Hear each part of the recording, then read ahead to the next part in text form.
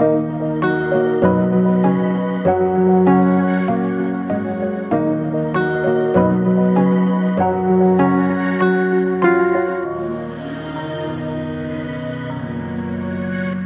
जनाब, ये बनाए हैं वरीशा ईशा ने। मेरे पीछे ये कारनामा अंजाम दिया तुमने। जी अम्मा। मम्मा आप टेस्ट करके बताएं ना कैसे बने। अम्मा प्लीज एक दो चक्के बताएं कैसे बने। मेरे पीछे ये कारनामा अंजाम दे के बैठे हो हैं? अब अम्मा आप सब कुछ देख लेगा अम्मा, सब बर्बाद हो चुका होगा। हाँ। ये मैं खुद कह रही क्योंकि मैं घुसी थी किचन में। मैंने शेव करे थे इससे। ये देखिए हमारे पास शेव्स भी हैं। ये सारे मेरे औजारों में घुस, अभी तक तो मैंने यूज भी नहीं किया था। ये क्या करा वरीशा ईशा? बिस्किट कैसे बने हैं? थोड़े से सेक दिए। कैसे बना? हाँ, ये रेसिपी देखकर और ये दोनों ने आज मेरे पीछे ही काम करा है। चलिए जनाब चखते हैं इनकी। ये चाय मिलेगी इसके साथ तो खाएंगे। अभी एक चक्के दे देता है अम्मा। जनाब ये अम्मा ये आपके लिए दिल। अच्छा जीरा भी डाला है? जी अम्मा। जी अम्मा। ये तो ऐसी मतलब आटे के बिस्किट हैं? किस चीज के हैं? आटे के। इसके अंदर मैंने पता क्या डाला? दूध लिया, नीम गर्म, फिर घी डाला उसके अंदर, फिर इसके बाद इलायची को कूट के डाला, फिर इसके बाद जीरा, फिर चीनी को कूटा, चीनी को मतलब वो कर लिया, फिर जीरा डाला, फिर आटा डाला, जर्दे गरम, फिर बस हल्का सा के बिस्किट्स में कलर। फिर इनको हल्की सी आंच पे सेकना चाहा पर ये सीखे नहीं सही से। अच्छा जनाब ये बिस्किट बने हैं और कुछ जला भी दिए गए हैं। ये ना मेरी पहली बारी में जल गया, दिल जल गया। चलो पहली कोशिश है। बहुत अच्छे बने आटे के बिस्किट बनाए इन दोनों ने, दोनों बच्चों ने मिलकर। चाय के साथ खाएं, सुबह शाम में भी। बाबा आ रहे हैं ना अभी। आप लोग को खाना है? दोनों से शानों में गए हुए थे शॉप पर, शॉप से आके देखा तो दोनों ने कारनामा अंजाम दे के रखा है। चलो अच्छी कोशिश है, शाबाश। आउज़ुबिल्लाहि मिनश्शैतानिर्रजीम, बिस्मिल्लाहिर्रहमानिर्रहीम। शुरू अल्लाह ताला के बाबरकत नाम से जो बड़ा मेहरबान और निहायत रहम वाला है। अस्सलामु अलैकुम रहमतुल्लाहि व बरकातुहू। कैसे हैं आप लोग? उम्मीद है आप सब लोग ठीक होंगे, खैरियत से होंगे और अल्लाह ताला की अमान में होंगे। तो जनाब शॉप से आए तो हमारी बेटियों ने ये पकोड़े जैसे बिस्किट बना के रखे हैं। दिखने में तो पकोड़े लग रहे हैं लेकिन ये बिस्किट हैं और बहुत ही मज़े के हैं। अल्लाह पाक मेरी बेटियों के और शौक़ में, इल्म में इजाफ़ा करे। बच्चियों के छोटे छोटे शौक़ होते हैं, बहुत मज़े के लगे। और बस अब हमें बिस्किट खाकर और खाना वगैरह खाकर थोड़ा हमने रेस्ट किया और शाम को हम निकल गए रात को कि हमें कुछ बंदेगाने खुदा की तरफ से हमारे पास ये ऑर्डर आए थे कि जनाब आप लोग जो है वो मुस्तहिक़ीन में फ़्रूट्स वगैरह बांट दीजिएगा। तो ज़िशानों में आ गए थे क्योंकि रात में यहाँ पर कुछ ठेले वाले बैठे हुए थे। पाकिस्तान में बेरोज़गारी इस कदर बढ़ चुकी है कि बेचारे ठेले वालों का जब हमने भर भर के माल ख़रीदा लिया तो उन्होंने हमें बहुत सारी दुआएं दी।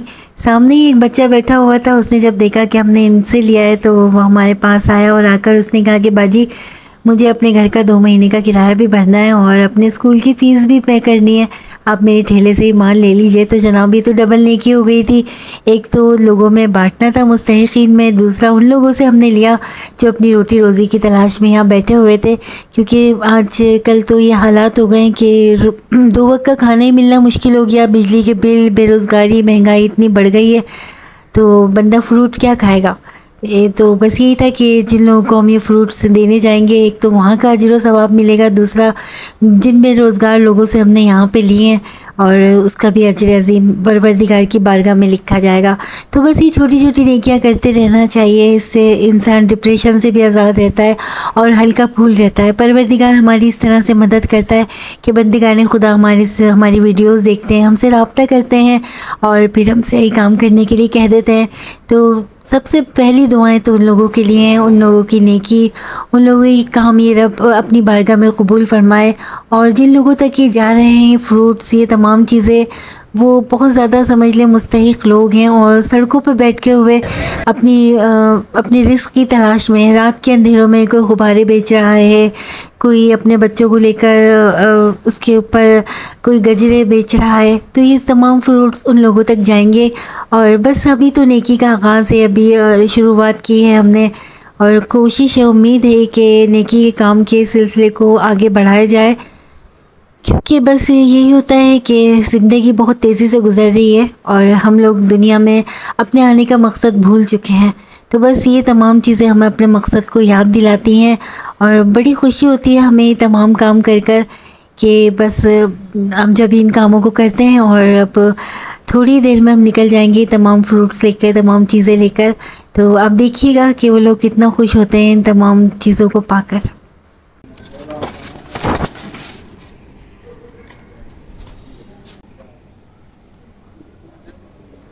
अच्छा जनाब, ये हमारे घर के नीचे बैठते हैं, वॉचमैन हैं और इन्होंने सामान चढ़वाने में हमारे साथ मदद की थी। सफ़ेद पोश लोग हैं, अपने बच्चों के लिए ये कुछ हमसे इनको हमने राशन दे दिया था, फ्रूट्स भी दे दिए थे।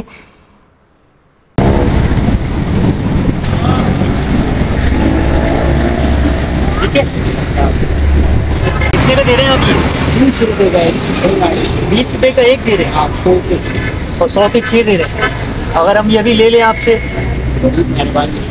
आपको जाना किधर है? आप कहाँ से आए? बड़ी दूर से हैं, फौरंगी 3 नंबर पे। फौरंगी 3 नंबर पे है। अभी वहाँ जाना है। रात के तकरीबन 2:15 का टाइम हो रहा है। इतना बड़ा बात है, तो पहुँचेंगे रात के टाइम में आप? ये रात के 2 बजे पाकिस्तान की सड़कों पर 20 रुपये के ज़ारबन बेच रहे हैं। अब आप बताएं, जहाँ आटे की कीमत इतनी बढ़ चुकी है, ये कैसे अपने घर का गुजर बसर करते होंगे। तो जो हमसे हो सका हमने करा और जो आप लोगों की तरफ से मदद आई वो इन लोगों तक पहुंचा दी हमने।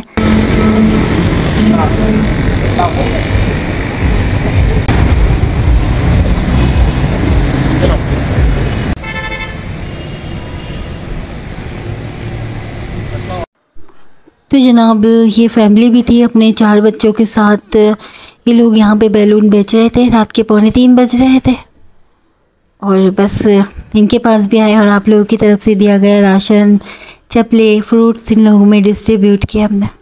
कभी कभी हम सोचते हैं कि कैसा मुआशरा है, कब तक हमारे मुल्क के हालात ऐसे रहेंगे। इन बच्चों की पढ़ने लिखने की उम्र है, अपने माँ बाप से क्या सीख रहे हैं। रूह तो सब में एक ही काम कर रही है। इनके अंदर हो सकता है कोई बच्चा डॉक्टर हो, कोई इंजीनियर वाला माइंड रखता हो, लेकिन इनके पास क्या शऊर है। बस यही था कि इनको हमने चप्पलें और फ्रूट्स और ये आटे का एक थैला दे दिया था। बहुत दुआएं दे रही थी, बस दिल से यही दुआ निकल रही थी कि परवरदिगार हमारे मुल्क को भी तरक्की याफ्ता कौमों की सफ़ में खड़ा करे।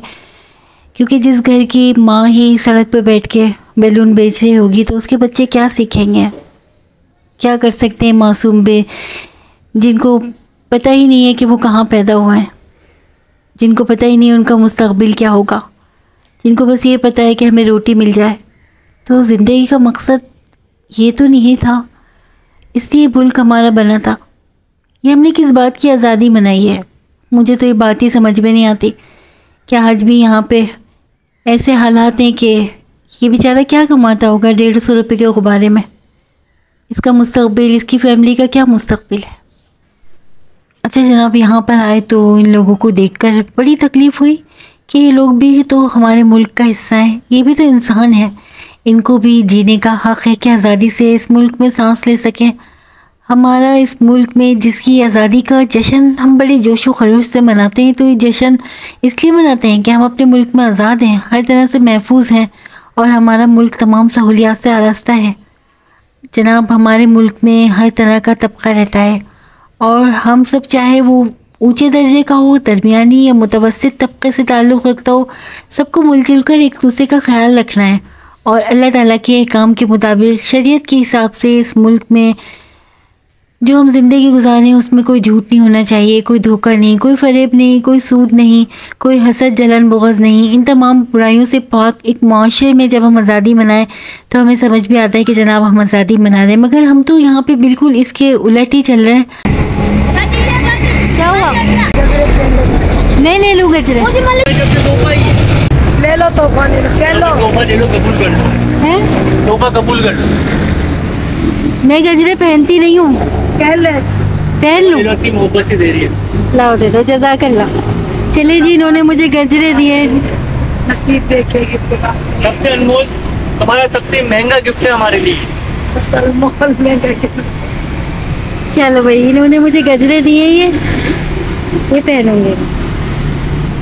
जज़ाकल्लाह, अल्लाह हाफिज़। कपड़े बड़े पुराना हुए बच्चों के लिए लेके आए इंशाल्लाह। हम अल्लाह की जो है वो मर्ज़ी के ख़िलाफ़ ज़िंदगी गुजार रहे हैं। जो अल्लाह ताला ने हमें अपने अहकामात दिए हैं, उन अहकामात को बिल्कुल इग्नोर कर रहे हैं, हम लोगों के हक़ूक़ पामाल कर रहे हैं, तो हम कैसे आज़ादी मना सकते हैं?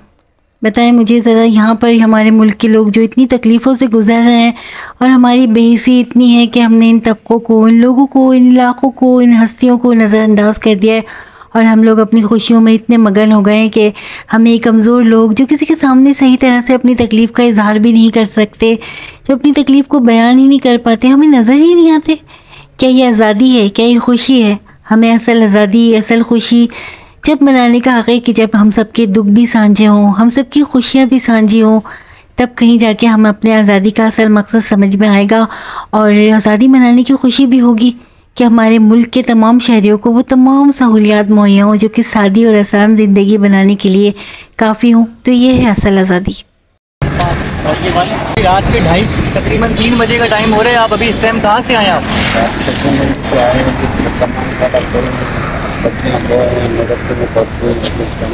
सब्जी मंडी से आए हैं, बच्चे मदरसे में माशाल्लाह।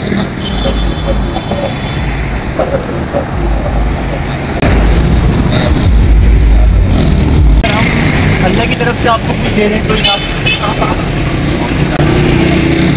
ये बोल रहे हैं कि दुआ की याद है,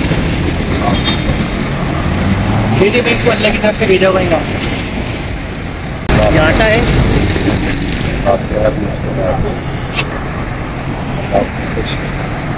ठीक है, कुछ है अल्लाह ताला अपने बच्चों को दुआ दे, सब खाना खाएंगे बच्चे। तो जनाब ये बूढ़े बाबा जिनसे सही से बोला भी नहीं जा रहा था, चंद प्लास्टिक के बर्तन रखकर रात के अंधेरे में सड़कों पर बेच रहे थे। बस इनको देखकर भी बड़ा दिल दुखा और बस क्या कर सकते हैं हम लोग सिवाय दुआओं के। और अगर सब मिलके कोशिश करें तो हमारा मुआशरा भी एक अच्छा मुआशरा बन सकता है। यहाँ पर आए तो ये सड़क पे बैठ के रोटियाँ खा रही थी, इनके बच्चे सड़क पर सो रहे थे। ये भी तो इंसान है, कौन सा तबका है, कौन लोग हैं, कहाँ से आए हैं, ये भी तो हमारी तरह के इंसान हैं। इनके जिस्म में भी तो वही रूह काम कर रही है। ये मासूम बच्चे हैं जिनको पता ही नहीं वो कहाँ पैदा हो गए, कहाँ सो रहे हैं। भी दे दो, आपके दिल से दे दो, कुछ भी दे दो, कितने का दे दो, कुछ भी दे दो, सारे दे दो, बगैर पैसों के दे दो, ले लो घर से, बगैर पैसों के दे दोगे? ले लो घर में, पक्की बात है? पक्की बात साहब। देखो रात के 3 बज रही है, हाँ साहब, कुछ भी दे दो, क्या करें, मैं ले भी जाऊंगा। ले जाओ साहब, क्या तेरे लिए चीज क्या प्यारी साहब जी, गरीब ये बोलना चाह रहे हैं मोहब्बत से बढ़ के कुछ नहीं है। हम वो बस ही नहीं है फिर ले जाऊँ बगैर पैसों का? ले ले जाओ, जाओ। ले जाओ साहब जी, ले जाओ, ले जाओ, ले जाओ आपके बच्चे को पूछो, कोई समझ आता आओ।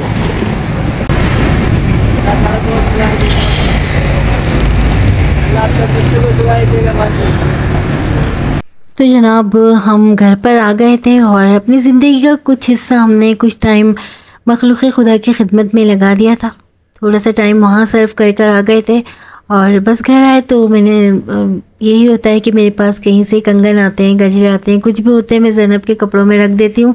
और ज़ैनब के कुछ सूट हैं जिसमें ज़ैनब मुझे बहुत प्यारी लगती थी। गुलबख्शा आंटी ने दिया था एक सूट और वो तो सिलवा के दिया करती थी ज़ैनब के, बहुत अच्छे अच्छे डिज़ाइन करवा के ड्रेसेस।